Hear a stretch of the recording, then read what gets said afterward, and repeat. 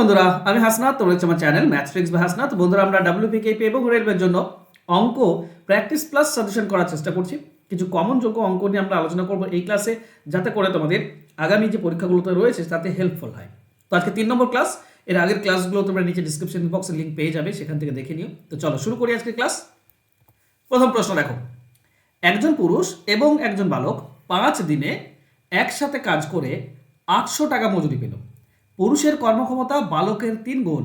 বালকের দৈনিক মজুরি কত হবে? দেখো, এখানে দৈনিক মজুরির কথা বলা হয়েছে।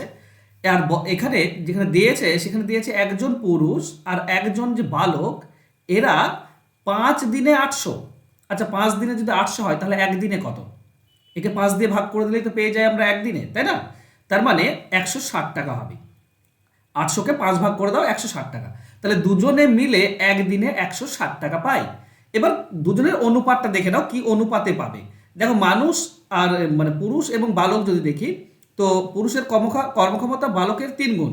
মানে বালক যদি 1 গুণ পায় তো পুরুষ পাবে 3 গুণ, তাই না? তো পুরুষের ক্ষমতা বেশি, 3 গুণ বেশি, তো টাকাও 3 গুণ পাবে।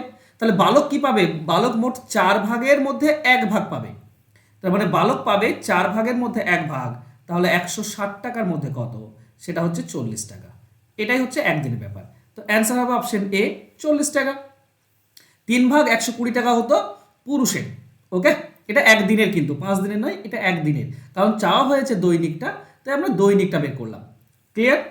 চলো নেক্সট প্রশ্নে যাই। একটি স্কুলে 720 জন ছেলে মেয়ের মধ্যে ছেলে ও মেয়ের অনুপাত হচ্ছে 7:5।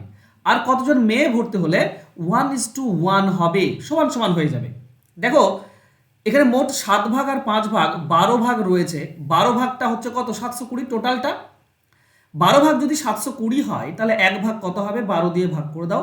তাহলে 12 6 72, অর্থাৎ 60। এবার 1 ভাগ হচ্ছে 7। তো দুজন, একটা 5 ভাগ 7 ভাগ আছে আর একটা আছে 5 ভাগ, তাই না? তাহলে 7 ভাগটা কত? 7 ভাগ হচ্ছে এই 6 7 42, 420। 1 ভাগ 60, তো 7 ভাগ হবে 60 আর 7 গুণ 7, 420। আর এই 1 ভাগের সঙ্গে 5 গুণ করে দাও, 5 6 30, 300 হবে কত? এটা হবে মেয়ে 5 ভাগ। আমাকে বলেছে সমান সমান করতে হবে। সমান সমান করতে গেলে ছেলে তো 420 আছে, 420 থাকবে। এখানে কত যোগ করতে হবে যে 420 হয়ে যাবে? দেখো, 300 আছে, আমরা যদি 120 যোগ করি তাহলে 420 হয়ে যাবে, মানে দুজনই সমান সমান হয়ে যাবে। তার মানে 120 ছেলে মেয়ে এখনো ভর্তি হতে হবে। 120 মেয়ে, তো অ্যান্সার হবে অপশন বি, 120 মেয়ে ভর্তি হলে সমান সমান হয়ে যাবে। চলো নেক্সট কোশ্চেন। দুটি পাইপ দ্বারা একটি জলের ট্যাঙ্ক 15 ঘন্টা এবং 12 ঘন্টায় ভর্তি হয়, তৃতীয় পাইপ দ্বারা 4 ঘন্টায় খালি হয়। 3টি পাইপ একসাথে যদি 8, 9 এবং 11টায় চালু হয় তাহলে তবে কখন ট্যাঙ্কটি খালি হবে? দেখো, এটার জন্য এলসিএম মেথড ইউজ করতে হয়। একটা ট্যাঙ্ক এই আছে, নল আছে 15 ঘন্টায় ভর্তি করে, আর একটা নল আছে 12 ঘন্টায় ভর্তি করে, আর একটা নল আছে যে 4 ঘন্টায় খালি করে। এবার এই তিনটে লসাগু 60, এটা ধরো টোটাল জল। তাহলে এ 15 ঘন্টায় 60 করে, মানে 1 ঘন্টায় 4 পূর্ণ করে। বি 12 ঘন্টায় 60, মানে 1 ঘন্টায় 5 পূর্ণ করে। আর সি 4 ঘন্টায় 60, তার মানে 1 ঘন্টায় 15 এ খালি করে। এবার হয়েছে কি, প্রথমটা 8টার সময় চালু হয়েছে। কমন টাইম কি? কমন টাইম হচ্ছে 11টা। 11টার সময় সবগুলোই খোলা থাকবে। তো যে 8টার সময় শুরু হবে, 8টা থেকে 11টা 3 ঘন্টা চলবে। 3 ঘন্টায় কত চলবে? 1 ঘন্টায় 4, তো 3 ঘন্টায় 12, এই 12 পূর্ণ করেছে। দ্বিতীয়টা 9টার সময় শুরু হয়েছে, তো 9টা থেকে 11টা 2 ঘন্টা হয়। 1 ঘন্টায় 5, তাহলে 2 ঘন্টায় কত? 2 ঘন্টায় 10, 10 পূর্ণ করেছে। তাহলে টোটাল পূর্ণ হয়ে গেল 22। এটা পূর্ণ হয়েছে 22। এবার খালি হচ্ছে। এবার 3টি নল চলছে। আচ্ছা, 3টি নল একসঙ্গে কত খালি করবে? 9 পূর্ণ করবে, 15 খালি করবে। তার মানে 6 খালি করবে। 1 ঘন্টায় 6 খালি করবে। তাহলে অলরেডি তো 22 পূর্ণ হয়ে আছে, তাই না? এবার এটা খালি করতে তাহলে কত সময় লাগবে? তাহলে 22কে 6 দিয়ে ভাগ করে দাও, তার মানে আমরা পাবো 11/3। তার মানে 3 3 9, 2/3 ঘন্টা। 3 ঘন্টা আর 2 1 3 ঘন্টা। আচ্ছা, 3 ঘন্টা মানে কত? 11টার পর থেকে 3 ঘন্টা, তার মানে 2টো বাজবে, 2 PM। আর 2 1 3 ঘন্টা, 2 1 3 ঘন্টা মানে তুমি 60 দিয়ে গুণ করে দাও 2 1 3কে, মিনিট পেয়ে যাবে। 40 মিনিট পাবে তোমরা। তাহলে 40 মিনিট, 2 PM 40 মিনিট। আচ্ছা, দুটো 40 মিনিট, এটাই হবে অ্যান্সার। অ্যান্সার হবে অপশন ডি। ঠিক আছে, এটা এইভাবেই করবে। একটু একটু সময় নেবে এটাতে, কিন্তু এইভাবেই করবে, তাহলে অ্যান্সারটা ঠিকঠাক বেরিয়ে আসবে। চলো নেক্সট কোশ্চেনে যাই। একটি পাইপ দ্বারা 3 ঘন্টায় ভর্তি হয়, দুটি নিকাশি পাইপ 7 ও 10 ঘন্টায় খালি হয়। যদি 3টি পাইপ একসঙ্গে খোলা হয় কতক্ষণ ট্যাঙ্কটি ভর্তি হবে? এই ধরনের অঙ্কের ক্ষেত্রে 3, 7 আর 10 এর লসাগু বের করতে হয়। এর লসাগু হচ্ছে তোমার 310, 210, তাই না? 3 7 21 আর 10, 210 হচ্ছে লসাগু, এটা উপরে থাকবে। নিচে কি হবে, এই 210কে 3 দিয়ে ভাগ করে দাও, 3 দিয়ে ভাগ করলে 70, এটা ভর্তি করে তো প্লাস থাকবে। এই 7 দিয়ে ভাগ করে দাও, 210কে 7 দিয়ে ভাগ করে দাও 30, এটা মাইনাসে হবে কারণ এটা খালি করে। আর 10 দিয়ে ভাগ করো তাহলে তোমরা 21 পাবে, এটাও মাইনাসে হবে কারণ খালি করে। তো খালিগুলো মাইনাস হয়, তাহলে উপরে আমরা পাচ্ছি 210 আর নিচে 70 থেকে বাদ দাও 51, তার মানে থাকবে 19। তো 210/19, তাহলে 19 1 কে 19 থাকছে 2 20, 19 1 কে 19 থাকছে 1, তো 1/19। তো 11 পূর্ণ 1-এর 19 অ্যান্সার হবে অপশন সি, 11 পূর্ণ 1-এর 19 ঘন্টা। আশা করছি বুঝতে পেরেছো। এই ধরনের অঙ্ক এইভাবে করি আমরা, সহজে বেরিয়ে আসে। নেক্সট, 3 জন পুরুষ, 4 জন মহিলা এবং 6 জন বালক 7 দিন একটি কাজ করতে পারে।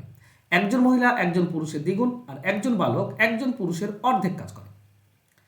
কতজন মহিলা কাজটি 7 দিনে করবে? দেখো ব্যাপারটা যদি আমরা এভাবে করি, আমাদের কাছে একজন মহিলা একজন পুরুষের দ্বিগুণ কাজ করে, ঠিক আছে?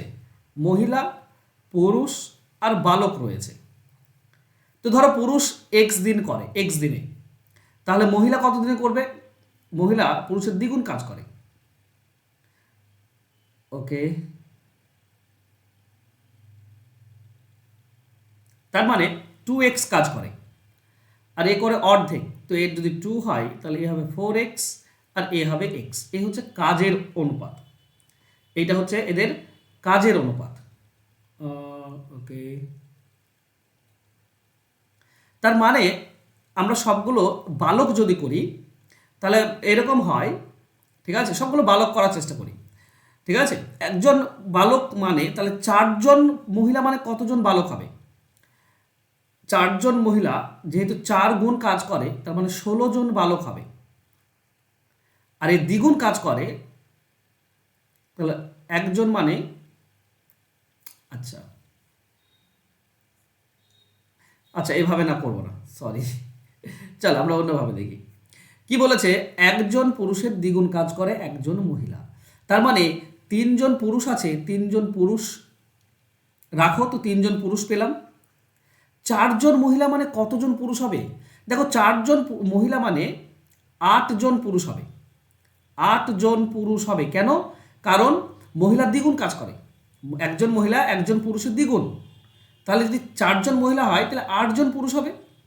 আর 6 জন বালক মানে 3 জন পুরুষ হবে, 6 জন বালক মানে 3 জন, অর্ধেক যেহেতু বলেছে, একজন বালক একজন পুরুষের অর্ধেক কাজ করে, তো 2 জন বালকে একজন পুরুষ, 6 জনে 3 জন পুরুষ। তাহলে টোটাল আমরা কতজন পুরুষ পেলাম? আমরা পেলাম 6, 14 জন পুরুষ। এই 14 জন পুরুষ 7 দিনে করতে পারে। তাহলে বলেছে কতজন মহিলা 7 দিনে করতে পারবে? আচ্ছা 7 দিনেই যদি করতে হয় তাহলে আমাকে লাগছে 14 জন পুরুষ লাগছে। 14 জন পুরুষ মানে 7 জন মহিলা, 14 জন পুরুষ মানে তো 7 জন মহিলা, কারণ একজন মহিলা তো ডাবল কাজ করে পুরুষের। তাহলে তার মানে 2 জন পুরুষ মানে হচ্ছে একজন মহিলা, তাহলে 14 জন পুরুষ মানে 7 জন মহিলা। তো আমরা সরাসরি পেয়ে যাচ্ছি, অঙ্কটি করার দরকার হচ্ছে না, অপশন এ হবে উত্তর। এছাড়া এটাকে তোমরা মহিলাতেও কনভার্ট করে করতে পারতে, মহিলাতে কনভার্ট করে করলেও হয়ে যায়, এমন নয় যে হবে না, ঠিক আছে? 7 জনই আসবে যদি মহিলাতে কনভার্ট করো তোমরা, ঠিক আছে?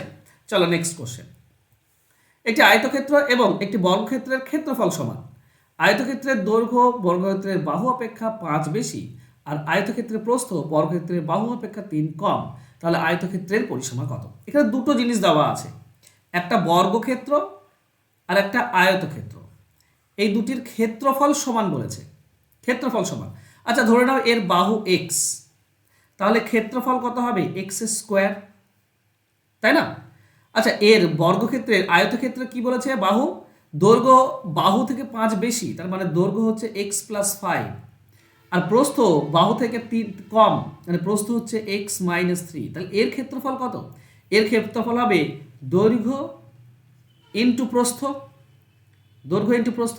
বলেছে এই দুটি ক্ষেত্রফল সমান, ঠিক আছে? তাহলে বাহু পেয়ে যাবো আমরা। তাহলে আমরা পাচ্ছি এক্স স্কোয়ার সমান সমান, এটা যদি গুণ করো তো এক্সের সঙ্গে গুণ করলে এক্স স্কোয়ার মাইনাস 3x, 5 দিয়ে গুণ করলে প্লাস 5x, গুণ করলে -15। এক্স স্কোয়ার কেটে যাচ্ছে। তুমি দেখো 3 আর +5 মানে 2x থাকছে, +2x এদিকে নিয়ে এসো, -2x সমান সমান -15। তো x এর মান হবে, যদি -2 দিয়ে এটা কেটে দাও তো 7.5। তার মানে এই যে বর্গক্ষেত্র রয়েছে এর বাহু 7.5। তাহলে এর প্রস্থ কত হবে? 7.5 থেকে 3 বিয়োগ করে দাও, তার মানে 4.5, আর 7.5 থেকে 5 যোগ করে দাও, তার মানে 12.5। পরিসীমা কত? পরিসীমা হচ্ছে 2 ইন্টু দৈর্ঘ্য প্লাস প্রস্থ, দৈর্ঘ্য প্লাস প্রস্থ। তাহলে এখানে হচ্ছে 16, 17, 17 2 34, এই টোটাল হচ্ছে 34। এটাই হবে আমাদের উত্তর। অ্যান্সার হবে অপশন ডি। ক্লিয়ার? চলো, পরিমিতি কিন্তু করতে হবে, হ্যাঁ পরিমিতি খুব ইম্পর্টেন্ট, অবশ্যই পরিমিতি করবে। নেক্সট, একটি বাস একটি গ্রাম থেকে অন্য গ্রামে একটি নির্দিষ্ট দূরত্ব 60 কিমি প্রতি ঘন্টা বেগে যায়, আর ফেরার সময় বাসটি ট্রাফিকে আটকে যায় এবং 40 কিমি গতিবেগে ফিরে আসে। গন্তব্যে পৌঁছাতে 2 ঘন্টা বেশি সময় নেয়। স্থান দুটির মধ্যে দূরত্ব কত? মানে এটা বলেছে এরকম ব্যাপার যে 60 কিমি বেগে গেলে 2 ঘন্টা আগে পৌঁছাবে, আর 40 কিমি বেগে ফিরে আসলে 2 ঘন্টা পরে পৌঁছাবে। তো এই ধরনের অঙ্কের ক্ষেত্রে যে ডিস্টেন্সটা আমাকে বের করতে হয়, সেটা নিয়ম হচ্ছে গতিবেগ দুটি উপরে গুণ হয়ে যাবে, নিচে গতিবেগ দুটি বিয়োগ হয়ে যাবে, ইনটু টাইম মানে 2 ঘন্টা, পার্থক্যটা গুণ করলেই হয়ে যায়। ঠিক আছে? তার মানে আমরা পাচ্ছি 60 ইন্টু 40 উপরে, আর নিচে হচ্ছে 20 ইন্টু 2। ওকে, 2 এর সঙ্গে 20 কাটলে 10, 10-এর জন্য একটা শূন্য কাটবে। তো 6 4 24, তার মানে 240 কিলোমিটার। অ্যান্সার হবে অপশন সি। ঠিক আছে? চলো, এই সমস্ত কিন্তু অঙ্ক কিন্তু কিছু না কিছু পরীক্ষাতে এসেছিল বন্ধুরা আজকের। দেখো এটা ব্যাংক পিওতে এসেছিল। নেক্সট, একজন বালক একটি নির্দিষ্ট দূরত্ব 1 ঘন্টা 30 মিনিট অতিক্রম করে। সে ওই দূরত্বের 2/3 4 কিমি প্রতি ঘন্টা গতিতে, আর বাকি দূরত্ব 5 কিমি গতিতে অতিক্রম করে। মোট দূরত্ব কত? দেখো 2/3 মানে 3 ভাগের 2 ভাগ, তো আমি মোট দূরত্বটা আমরা 3 ভাগ ধরে নিলাম। 2 ভাগ হবে 2x, আর 1 ভাগ হবে x, এই হচ্ছে 3 ভাগ। এইটা গিয়েছে 4 কিমি বেগে, তো ডিস্টেন্সকে গতিবেগ দিয়ে ভাগ, সময় পেলাম। এটা 5 কিমি বেগে, ডিস্টেন্সকে গতিবেগ দিয়ে ভাগ, এটাও সময় পেলাম। এই যে দুটি সময়, সেটা হচ্ছে 1 ঘন্টা 30 মিনিট, মানে বলতে পারি আমরা 1.5 ঘন্টা। তো 1.5 লিখবো। দেখো 20 লসাগু হচ্ছে, 5 হবে 5 2 10, 10x প্লাস এটা 5-এর জন্য আমরা পাবো 4x সমান সমান 1.5। যোগ করলে কত হচ্ছে? যোগ করলে হচ্ছে 14x সমান সমান 20 আর 1.5 গুণ করে দাও, তুমি 30 পাবে। 20 আর 1.5 গুণ করলে 30 পাবে। তাহলে x এর ভ্যালু কি হবে? x এর ভ্যালু হবে 30 ডিভাইডেড বাই 14, তার মানে বলতে পারো 15 ডিভাইডেড বাই 7। ঠিক আছে? এটা x এর ভ্যালু। আমাকে 3x এর ভ্যালু বের করতে হবে। 3x মানে 3 ইন্টু x 45 ডিভাইডেড বাই 7। তার মানে 45 ডিভাইডেড বাই 7, আরও যদি ভেঙে দাও তো 6 আসছে, 6 7 42, 2 6.2 এরকম আসছে। 45 3, ওকে 6.4, 6.4 এরকম আসছে। তো অ্যান্সার হবে আমাদের অপশন ডি। ঠিক আছে? এটা দশমিক, দেখছো পূর্ণ সংখ্যাও দিচ্ছে না, এমন দিচ্ছে যেন দশমিক আসে। তো এই জন্য এইভাবে কিছু করার নেই ভাই, করতে হবে। চলো নেক্সট। আর এখানে দূরত্বটা সেম থাকলে তো আগের নিয়মে করতাম, কিন্তু দূরত্ব সেম নেই, তো আমাকে এইভাবে করতে হবে। ওকে, নেক্সট কোশ্চেন। 150 মিটার দৈর্ঘ্যের একটি ট্রেন একটি মাইলস্টোনকে 15 সেকেন্ড এবং বিপরীত দিক থেকে আসে একটা ট্রেনকে 12 সেকেন্ড অতিক্রম। বিপরীত দিক থেকে মানে সমান দৈর্ঘ্যের, হ্যাঁ এটা উল্লেখ নেই, তো লিখে নাও, সমান দৈর্ঘ্যের একটা ট্রেনকে 12 সেকেন্ড অতিক্রম করে, দ্বিতীয় ট্রেনের গতিবেগ কত হবে? দেখো প্রথম ট্রেনটা একটা মাইলস্টোনকে 15 সেকেন্ড অতিক্রম করছে, তার মানে নিজের দৈর্ঘ্যটাই 15 সেকেন্ডে অতিক্রম করছে। তো 150 মিটার 15 সেকেন্ডে 15 দিয়ে ভাগ করো, 1 সেকেন্ডে পেয়ে যাবে।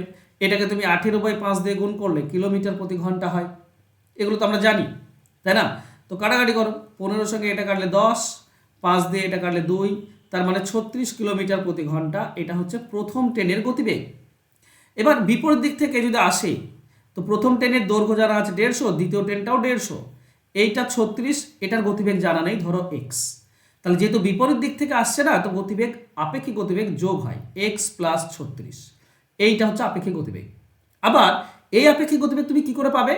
মোট পার করছে 150, 150 300, কত সেকেন্ডে বলেছে? 12 সেকেন্ডে। তাহলে 300 পার করে 12 সেকেন্ডে, 12 দিয়ে ভাগ করো, 1 সেকেন্ডে পেয়ে যাব। আর 18/5 দিয়ে তো গুণ করতে হবে, তাহলে কিলোমিটার প্রতি ঘন্টা পেয়ে যাব আপেক্ষিক গতিবেগ। দেখো 12 25 হচ্ছে তোমার 300, 5 দিয়ে এটা কাটলে 5, তো 18 5 90 কিলোমিটার প্রতি ঘন্টা, এইটা হচ্ছে আপেক্ষিক গতিবেগ। তাহলে এই আপেক্ষিক গতিবেগ, এই আপেক্ষিক গতিবেগ সমান, তাহলে এইটা মানে হচ্ছে 90 এক্স এর ভ্যালু হবে 36 দিকে গেলে বিয়োগ হয়ে যায় 54, তাহলে এক্স এর মান 54 মানে দ্বিতীয় গতিবেগ হচ্ছে 54 কিলোমিটার। তো অ্যান্সার হবে অপশন ডি। ক্লিয়ার? চলো নেক্সট কোশ্চেন। 126 টাকা 135 টাকা প্রতি কেজি চায়ের সাথে তৃতীয় প্রকার চা 1:1:2 অনুপাতে মেশানো হলো। যদি প্রতি কেজি মিশ্রণের মূল্য 153 টাকা হয়, তাহলে প্রতি কেজি তৃতীয় প্রকার চায়ের দাম কত? দেখো কি অনুপাতে মেশাচ্ছে, 1:1:2, মানে প্রথমটা 1 কেজি, তারপর 1 কেজি, তারপর 2 কেজি। তো প্রথমটা 1 কেজির দাম তো 126 টাকায় হবে, তারপরেরটা 1 কেজির দাম 135 টাকা হবে, প্লাস এটা 2 কেজি মেশাচ্ছি। আচ্ছা আমি ধরে নিলাম 1 কেজির দাম x টাকা, ওকে, x টাকা যদি হয় তো 2 কেজির দাম 2x টাকা হবে, সমান সমান। এবার বলেছে কি প্রতি কেজি মিশ্রণ মিশিয়ে দিলে টোটাল দাম হয় 1 কেজির দাম হয় 153। 1 কেজির দাম যদি 153 হয়, তো বলো তো টোটাল 4 কেজি নয় কি? 1 কেজি 1 কেজি আর 2 কেজি মোট 4 কেজি দামটা হবে এটা, তাই না? তাহলে এই দুটি যোগ করে দাও। দেখো 126 টাকা আর এখানে আছে 135 টাকা, এই দুটি যোগ করলে হচ্ছে 261 প্লাস 2x সমান সমান, এটা যদি করো তোমরা 153 আর 4 যদি গুণ করে দাও তুমি পাবে 612। ঠিক আছে, তাহলে এখানে থাকছে 2x সমান সমান 612 থেকে আমাকে বিয়োগ করতে হবে এদিকে কত, 261 এদিকে নিয়ে চলে যাও। ঠিক আছে, 612 থেকে 261 বিয়োগ করলে 351 হয়। তাহলে x এর ভ্যালু কি হবে, এই যে 351 পেলাম একে আমরা 2 দিয়ে ভাগ করে দেবো, এই পক্ষের থেকে এই পক্ষে 2 দিয়ে কাটলে আমরা পাই 175.5, আর এটাই হবে সঠিক উত্তর। অ্যান্সার হবে অপশন সি। ক্লিয়ার? চলো তোমাদের জন্য একটা হোমওয়ার্ক, আশা করছি তোমরা এটা অ্যান্সার করবে। 6 সেমি বাহু বিশিষ্ট একটি বর্গক্ষেত্র আর 6 সেমি বাহু বিশিষ্ট একটি সমবাহু ত্রিভুজের ক্ষেত্রফলের অনুপাত কত হবে, এটা তোমাকে বের করতে হবে। অনুপাত আশা করছি তোমরা এটা √3 সবগুলো, হ্যাঁ, আর বের করবে আশা করছি। খুব ইজি অঙ্কটি, দুটোই তোমাকে জানতে হবে, বর্গ মানে বর্গক্ষেত্রের ক্ষেত্রফল আর সমবাহু যে ত্রিভুজ তার ক্ষেত্রফল জানলেই কিন্তু অ্যান্সার সহজে হয়ে যায়। এটা এসএসসি 2007 এসেছিল। তোমরা আমার নতুন ব্যাচে ভর্তি হতে পারো, যেটা গত 4 তারিখে শুরু হয়েছে। এখানে সপ্তাহে 6 দিন করে ক্লাস হয়, সমস্ত ক্লাস লাইভ হবে, প্লাস রেকর্ডেড থাকবে, সিলেবাস অনুযায়ী ক্লাস হবে, চ্যাপ্টার ভিত্তিক ক্লাস পাবে, সপ্তাহে 3টি মক টেস্ট হয়, মাত্র 299 টাকা দিয়ে WPKP পুরো ব্যাচটা তোমরা পেয়ে যাবে। নিচে ফোন নাম্বার দেওয়া আছে, যোগাযোগ করে নিও। থ্যাংক ইউ সো মাচ বন্ধুরা আজকে আমার সঙ্গে জুড়ে থাকার জন্য। দেখা হবে নেক্সট ক্লাসে। ধন্যবাদ। প্লিজ একটু লাইক কমেন্ট শেয়ার করে দিও, একটু শেয়ার করে দিও প্লিজ বন্ধুদের মাঝে। ওকে, থ্যাংক ইউ, বাই।